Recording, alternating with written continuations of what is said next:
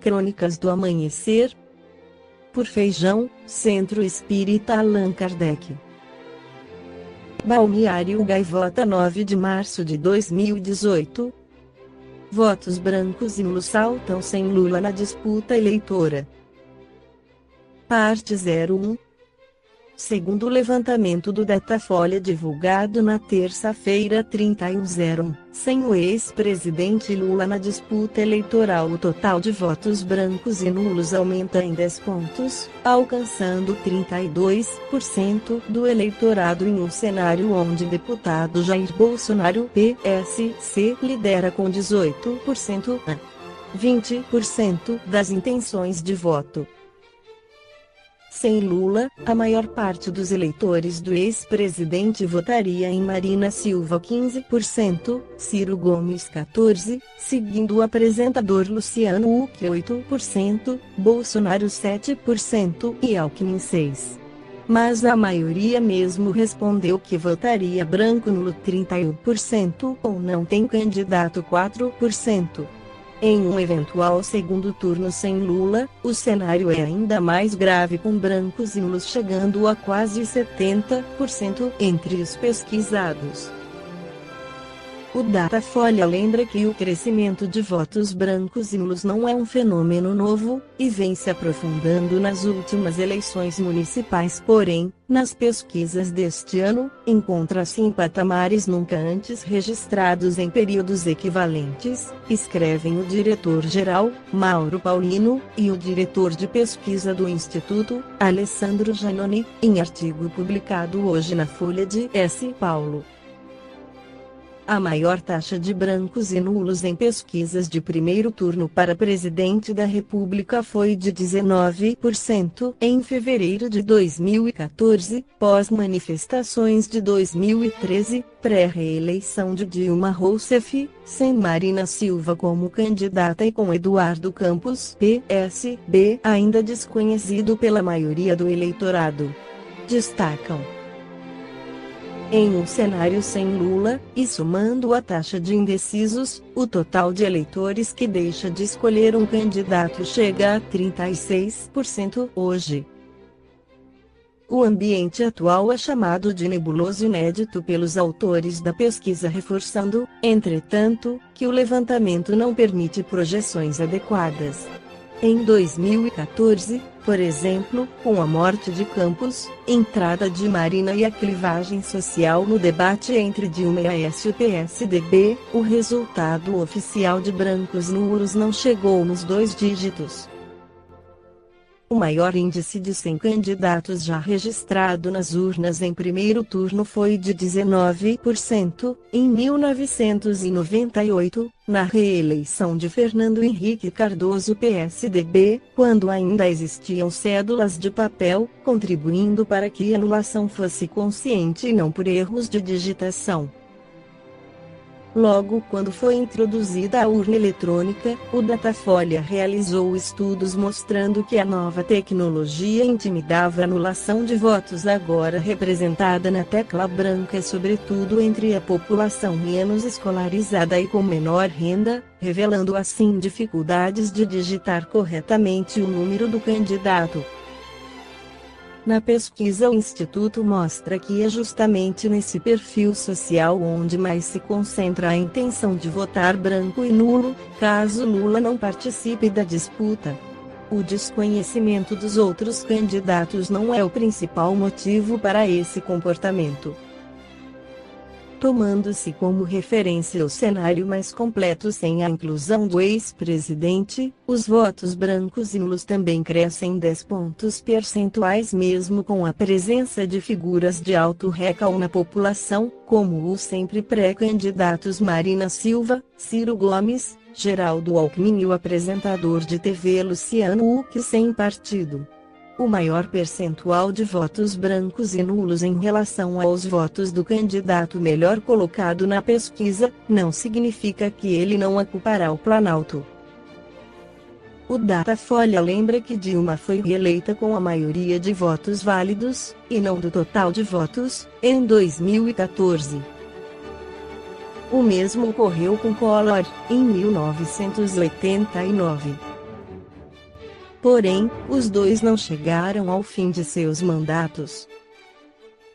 Richard Simonetti, em seu livro Um Jeito de Ser Feliz, esclarece que a sociedade somos nós, cidadãos que a compomos. O governo é apenas uma representação. Não podemos, portanto, debitar-lhe inteiramente a solução desse problema, mesmo porque a cristianização da sociedade não depende de iniciativas dos poderes constituídos. Fraternidade, solidariedade, misericórdia, caridade, compaixão, não são passíveis de imposição por decretos. A própria subordinação de movimentos religiosos ao Estado sempre conduz a perigosos desvios. Exemplo típico temos no famoso Edito de Milão, no século IV, em que Constantino iniciou o processo que transformaria o cristianismo em religião oficial do Império Romano. Nem por isso instalou-se uma sociedade cristã. Ao contrário, o artificialismo, a hipocrisia, as estereondades, males insistentemente combatidos por Jesus, tomaram de assalto o culto cristão, atrelado ao carro do poder temporal e sujeito, em decorrência, às influências daqueles que disputavam as glórias humanas. Consideremos, ainda, que o governo não é onisciente, onipresente, onipotente. Ele não sabe tudo, não vê tudo, não pode tudo. Mas a sociedade, como um todo, formada pelos cidadãos que a compõem, pode exercitar essas faculdades, na medida que, diante das misérias humanas, sempre haverá alguém capaz de fazer algo, ao passo que a interferência de prepostos governamentais vai depender de os encontrarmos, de estarem dispostos a fazê-lo e desfrutarem de disponibilidades para tanto. No livro Atravessando a Rua comentamos a experiência de um homem que encontrou um doente ao desabrigo, em noite muito fria, e suas tentativas para conduzi-lo ao albergue, a esbarrarem na falta de uma viatura da própria instituição e de órgãos policiais e hospitalares, reclamando pela falta de colaboração, deu o assunto por encerrado. No dia seguinte o doente foi encontrado sem vida. Morreu de frio. De quem foi a culpa? Do governo, sem dúvida. O albergue, o hospital, a polícia, que direta ou indiretamente o representam, falharam na medida em que não se adequaram ao desempenho de suas funções. Mas há um cúmplice, talvez com responsabilidade maior, o samaritano vacilante que, naquele exato momento em que topou o doente, era o melhor representante da sociedade para socorrê-lo. Bastava usar seu automóvel ou providenciar um táxi, já que uma vida humana vale bem mais que embaraços ou despesas decorrentes de semelhante iniciativa. O recalcitrante socorrista, bem como dezenas de pessoas que passaram por ali, viram o problema e preferiram ignorá-lo, comportaram-se como membros de uma sociedade que se diz cristã, mas está longe de viver os ensinamentos do Cristo. Quando isto ocorrer, num futuro distante, não precisaremos mais de albergues. Todo desabrigado terá um lar disposto a acolhê-lo. Evidentemente não se improvisa o cristão. Ainda assim, não estamos impedidos de ensaiar fraternidade. Se ainda não conseguimos abrir a porta de nossa casa ao necessitado, abramos-lhe as portas da boa vontade, dispostos a fazer algo em seu benefício, sem debitar a iniciativa ao governo, porquanto, diante dos infortúnios humanos, naquele exato momento em que os contemplamos, somos os representantes melhor credenciados da sociedade para ajudar. Estamos ali. Há outro aspecto importante e o governo representa não apenas a sociedade, mas também suas tendências. Ele se vincula à história da nação, suas características, sua maneira de ser. A Alemanha de Adolf Hitler foi a materialização da belicosidade e das pretensões de hegemonia racial de boa parte do povo alemão. Seria, portanto, inocência, pretender que o indivíduo alçado ao poder transforme-se, por obra e graça do Espírito Santo, num campeão do Evangelho, apóstolo do bem, empolgado pela promoção humana, trabalhando de sol a sol com disciplina, prudência, bom senso, honestidade, sobretudo, amor pelo semelhante.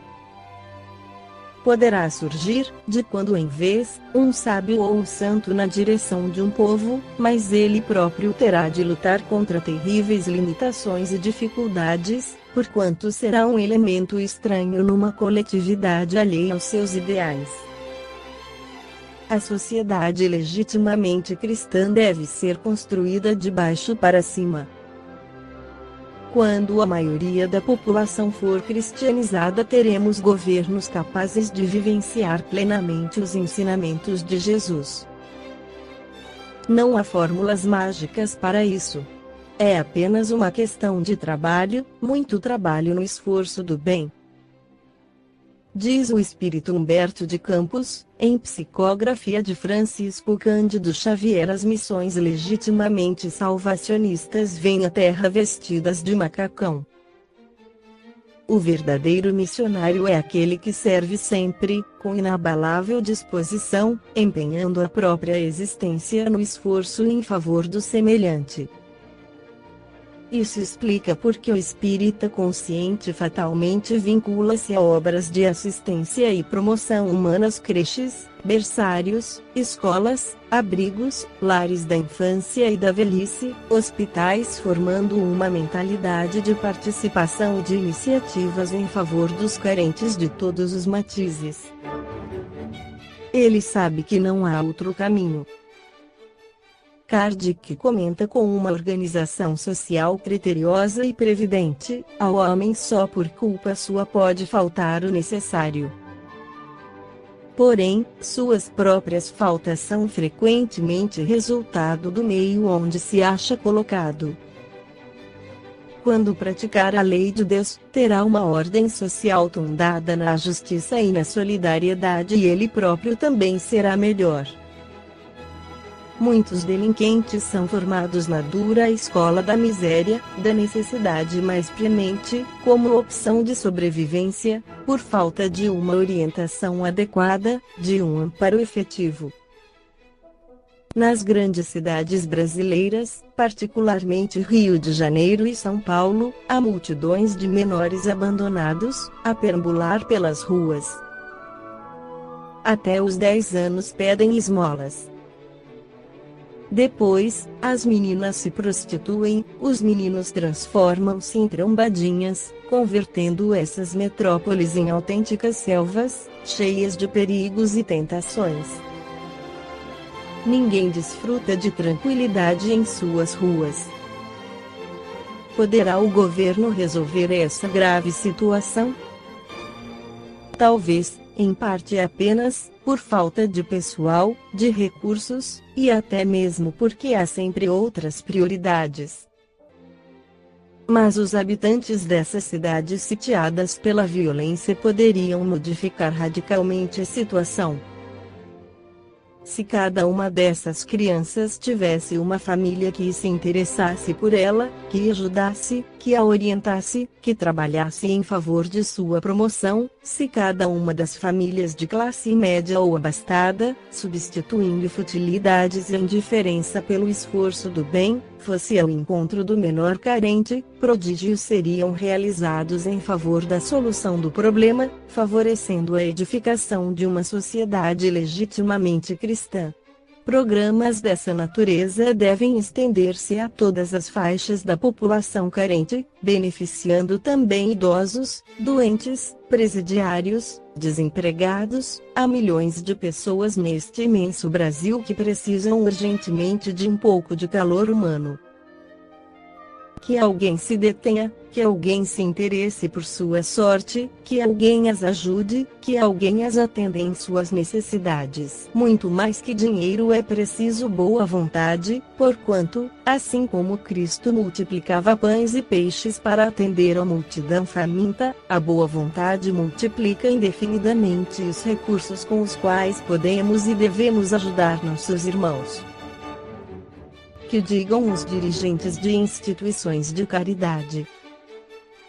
Nunca há dinheiro, mas os recursos chegam sempre, enquanto permanece à disposição de servir. Todos ansiamos pela lei e pela ordem. Queremos viver em paz, exercer nossas atividades profissionais, cuidar da família, construir um futuro melhor. Mas tememos por ele, em face da escalada da violência urbana. Esperamos que o governo imponha ordem. Que se aumentem os efetivos policiais, que se ampliem as prisões, que sejam mais severas as leis.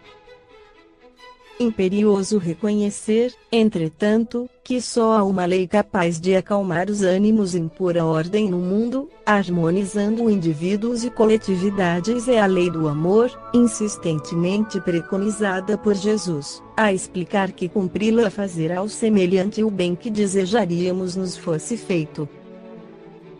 A lei do amor é 1000 vezes mais eficiente do que a coerção, a repressão, a prisão, a ação policial, porque todos os recursos de força com os quais se pretenda conter os impulsos criminosos do homem o atingirão sempre de fora para dentro, como um ato de violência, provocando reações semelhantes e exacerbando sua agressividade.